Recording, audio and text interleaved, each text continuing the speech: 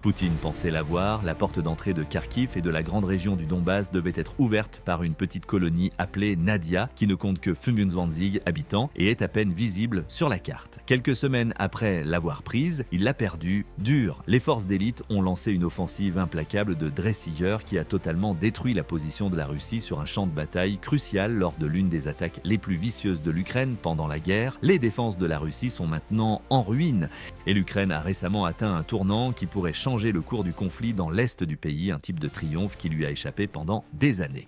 Voici comment tout s'est passé. Le 18 août, 2023, la Russie a lancé une énorme attaque de missiles sur plusieurs districts ukrainiens qu'elle a accompagnée d'attaques terrestres. Dans un post Facebook, l'état-major des forces armées ukrainiennes a détaillé les dégâts. Selon le communiqué, l'ennemi a attaqué les positions de nos soldats et les zones habitées avec Virzig attaque MLR, un système de lance-roquettes multiples, 53 frappes aériennes et 4 frappes de missiles au cours de la dernière journée. Malheureusement, des civils ont été victimes des actes terroristes russes. Les infrastructures civiles, y compris les structures résidentielles, ont été touchées. Nadia figurait parmi les cibles de l'assaut massif de Poutine. Selon Ukreineform, alors que la Russie lançait une nouvelle offensive pour reprendre la colonie, elle a été touchée par des tirs de mortier et d'artillerie ennemis. Cette première attaque n'a pas réussi, mais elle a déclenché un conflit de plusieurs mois autour de la petite communauté qui a semblé atteindre son paroxysme le 10 janvier. La Russie a prévalu et jusqu'à 95 militaires ukrainiens ont été tués en une seule journée lorsque les forces de Zapad ou ouest de Poutine se sont emparées de la petite colonie de Nadia, selon une étude publiée par le ministère russe de la Défense. Au moins, le triomphe de Poutine a coïncidé avec les affirmations de la Russie selon lesquelles elle aurait tué environ 200 soldats ukrainiens lors d'affrontements avec le groupe central de Poutine et détruit un dépôt de munitions, ce qui aurait entraîné la mort de 250 autres soldats ukrainiens. Naturellement, tout cela est basé sur des informations russes, ce qui rend les allégations de décès erronées. Il ne fait cependant aucun doute que Poutine a réussi à Nadia. Depuis qu'il l'a perdu en octobre 2022, le village a été une source de douleur pour lui et il a engagé des centaines de soldats russes, de l'artillerie, des mortiers et d'autres armes pour le reconquérir. Une fois de plus, Poutine a réussi à entrer à Kharkiv, mais ce ne sera pas permanent. L'Ukraine n'avait pas l'intention d'abandonner le problème de Nadia, elle en était incapable. Poutine aurait également la possibilité de faire pression sur une ville vitale qui a déjà été gravement endommagée par l'invasion de la Russie si le village était autorisé à tomber sous contrôle russe. L'Ukraine a donc planifié et comploté. Elle a passé près de 2 mois à se préparer à une contre-attaque qui en ferait l'un des succès les plus spectaculaires de la guerre. À ce jour, l'Ukraine a lancé une contre-offensive, le 23 mars 2025. Le résultat, après dressilleurs de combats sanglants pour libérer le village, la Russie a été contrainte de quitter Nadia. Le même jour, la 3e brigade d'assaut distincte de l'Ukraine a confirmé la libération. En 2022, l'unité a été créée en tant qu'organisation bénévole en regroupant de nombreuses forces d'opération spéciales, SOF, d'Azov, qui avaient été mises en place par les anciens combattants du bataillon d'Azov. Ces SOF dispersés étaient les restes des forces ukrainiennes qui étaient basées à Mariupol au moment de la première incursion de Poutine. Mariupol a été prise avec succès par la Russie. Les SOF restantes ont commencé à recruter en dehors de la capitale ukrainienne et beaucoup se sont rassemblés dans d'autres cibles stratégiques russes, telles que Kiev, Soumy et la ville de Kharkiv susmentionnée. Ces groupes dispersés d'hommes talentueux des forces spéciales ont rapidement attiré l'attention de l'armée ukrainienne. Toutes les petites unités que ces anciens défenseurs de Mariupol avaient créées ont été regroupées en une seule unité de combat en janvier 2023 et cette unité est devenue membre de l'armée de terre ukrainienne. Ils avaient un objectif simple, servir de force incroyablement adaptable, bien entraînée et bien équipée que l'Ukraine pourrait utiliser pour s'emparer de tout objectif nécessaire. Cette tâche a été accomplie de main de maître par la brigade d'assaut séparée. Presque immédiatement, elle a été envoyée à Kherson où elle a contribué à libérer cette ville. Dans la région contestée de Bakhmout, elle a également été l'un des premiers bataillons ukrainiens à remporter une victoire au combat contre les forces russes. Après des mois de combat, la brigade a également réussi à libérer le territoire d'Andrivka en septembre 2022. Quelques jours après la prise de la ville, elle a même repoussé une contre-attaque russe. Dans la seule région de Kharkiv, la brigade d'assaut séparée affirmait avoir tué, blessé ou capturé environ 600 soldats russes en mai 2024. Sans aucun doute, la brigade d'assaut séparée possédait toutes les qualifications nécessaires. Lorsque l'Ukraine a tenté de libérer la colonie de Nadia, c'est vers elle qu'il était évident de se tourner. Ils ont également obtenu un grand succès. Presque entièrement depuis le sol, la Drei brigade d'assaut séparée a libéré un peu plus d'1 mile carré de zone du contrôle russe en Dressiger. Des bombardements d'artillerie lourde ont précédé l'attaque de la Drei et brigade d'assaut séparée sur Nadia. La brigade a lourdement bombardé les forces russes positionnées dans la zone, employant une technique fréquemment utilisée par Poutine. Cette première attaque a probablement coûté la vie à de nombreux soldats russes stationnés à Nadia. Les infrastructures restantes du village ont été détruites lorsque d'autres obus sont tombés, forçant ceux qui n'avaient pas trouvé refuge à fuir.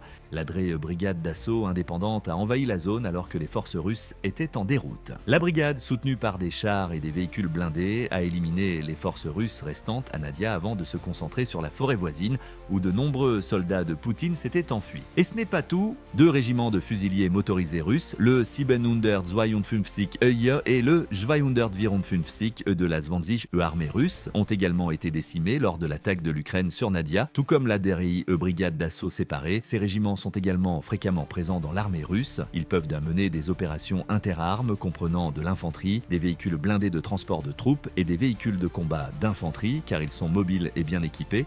Alors que l'Ukraine se réjouit de la libération d'un hameau que Poutine convoitait depuis le début de son invasion, 2 d'entre eux sont désormais morts. Le 23 mars, le Kiev Independent a publié des informations supplémentaires sur la victoire de l'Ukraine à Nadia. Il a diffusé une vidéo télégraphique qui serait prise par un membre de la DRIA et brigade d'assaut séparée et qui montre des images violentes de l'attaque en action.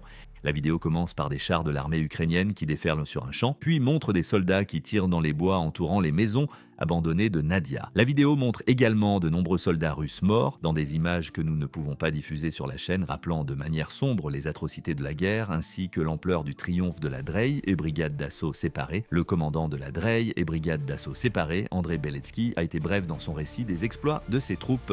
Il a affirmé dans une déclaration que la prise de Nadia avait détruit 2 unités mécanisées et coûté à l'ennemi 2 mois de travail. Le nombre de soldats russes tués lors de la contre-attaque menée par sa brigade n'a pas été révélé par Beletsky. Aujourd'hui, cependant, ce chiffre n'a plus de sens. La libération de Nadia est l'une des plus grandes victoires de l'Ukraine sur les 124 batailles qui ont eu lieu le long des lignes de front du conflit le 23 mars. Cela soulève la question de savoir pourquoi Nadia est importante. Compte tenu de la petite taille de la communauté, c'est une question qui mérite d'être posée. Nadia n'était guère plus qu'une petite ville agricole qui ne semblait offrir aucun avantage tactique aux forces russes avant même l'invasion de Poutine. Du moins, c'est ce qui semble être le cas à première vue. En réalité, Poutine s'intéresse vraiment à Nadia parce que le village lui donne la possibilité d'exercer une pression sur l'Ukraine dans d'autres endroits, une pression qui a finalement conduit la Russie à envahir Kharkiv.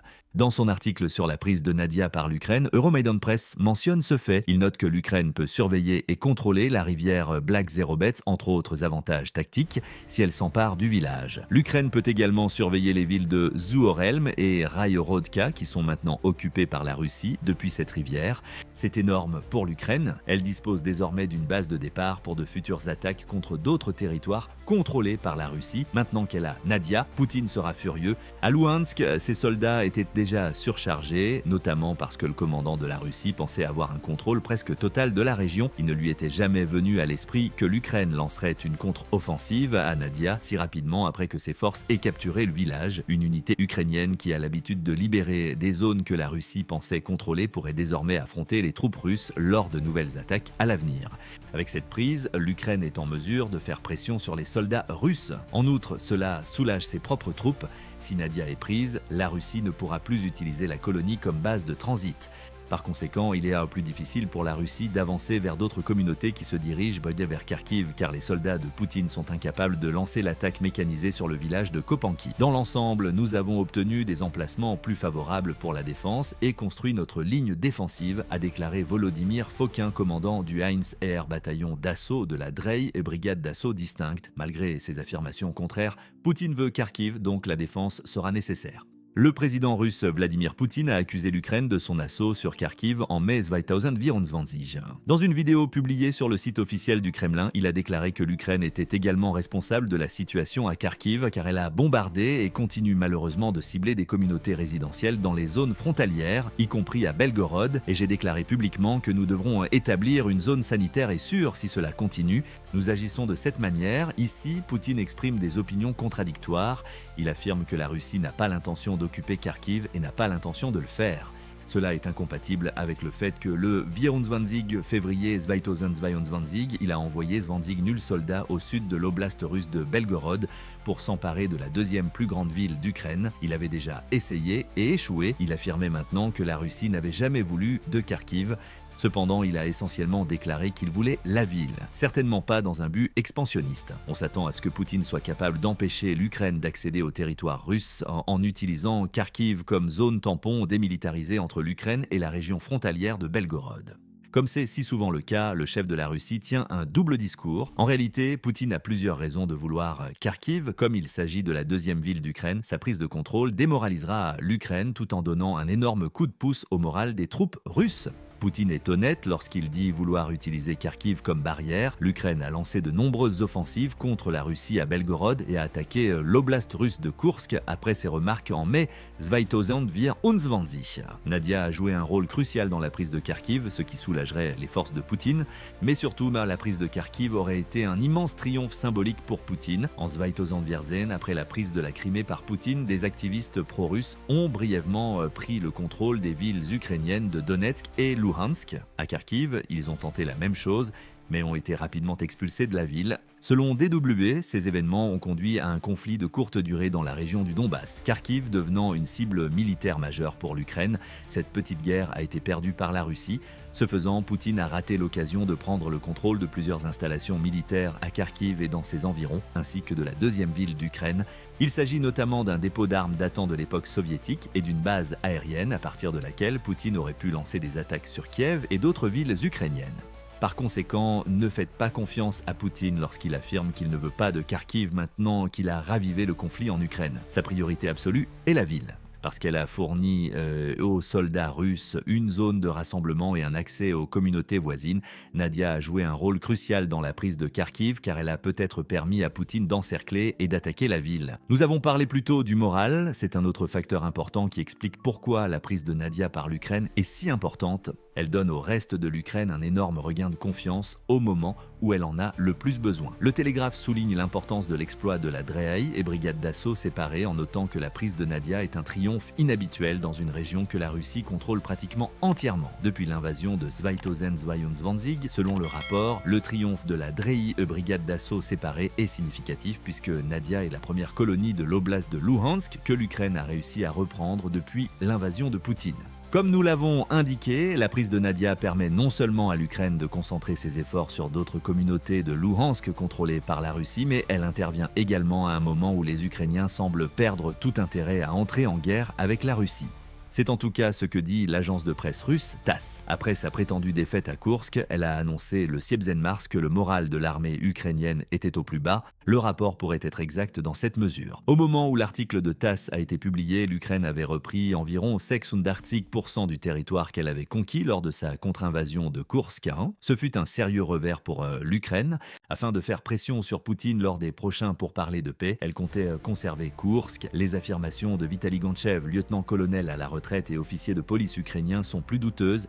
La motivation de Gantchev pour discuter du moral des Ukrainiens semble douteuse.